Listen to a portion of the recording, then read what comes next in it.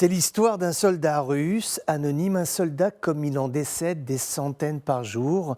L'histoire d'un homme emmitouflé dans son barda militaire, car tout russe soit-il, le froid est le froid. Et en Ukraine, l'hiver est l'hiver. Il est posté dans une tranchée au milieu d'une végétation décharnée, un tapis d'immondices produit par cette guerre que l'on dit moderne, qui en fait n'a rien de moderne. Elle est juste brutale comme les autres. Mais il est vrai, avec cette once de technologie qui la diffère, le soldat russe entend un bruit dans le ciel, il lève la tête, regarde et voit qu'un drone tueur le survole. Il est seul sur son secteur, donc il n'y a là aucune autre vocation. Si le drone vole dans les parages, ce n'est pas pour apprécier les rudesses de l'hiver sur ce que furent les grandes plaines vivrières de l'Ukraine. Le drone veut le tuer. La caméra filme alors une scène assez étonnante. Le soldat russe joint ses deux mains en signe de prière et implore de lui laisser la vie sauve.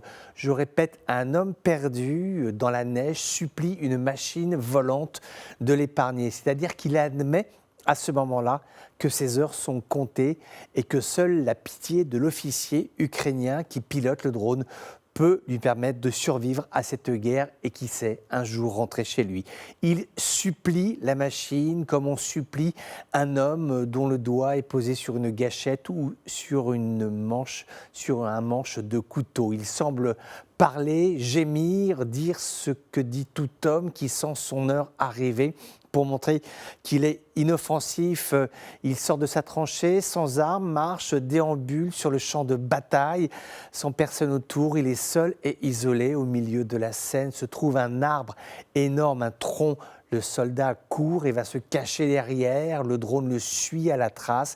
Il est prisonnier, mais prisonnier d'une machine volante. D'ailleurs, lui-même le sent. Il ne peut pas échapper à la caméra. Il se retourne et il va dans sa tranchée, hésitant, certainement étonné lui-même d'être encore en vie.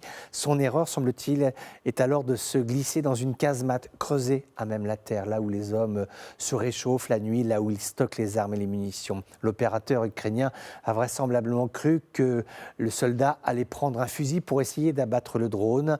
Alors il n'a pas hésité une seconde, il a projeté le drone et ses explosifs sur la position du soldat qui est mort dans l'explosion. Ce soldat faisait face à une machine volante, la machine a gagné, ils sont des dizaines d'autres comme lui, d'autres soldats qui vont mourir aujourd'hui tués par des drones, le corps en charpie au milieu de nulle part, car là-bas, le froid est leur tombeau.